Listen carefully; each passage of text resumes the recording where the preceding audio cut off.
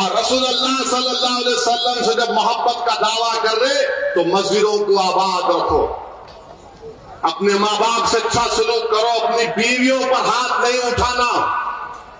अगर बीवी गुस्सा भी करती तो मेरी शादी हो गई करीब 30 साल हो गए, तो कामयाब शादी का राज यह है जो शादी करने वाले हैं ना जो नहीं करे। अब जो नहीं करे उन्हें बहुत ऊपर चले गए आजकल, या करके छोड़ दिए होंगे, क्या है छोड़ो। मगर अगर शादी करे, बीवी गुस्सा भी करे तो बोलना हो रहमत बरस रही, आज ऊंचे मुंडी कर, कभी आर्ग्यू नहीं करना, इसमें कामयाबी।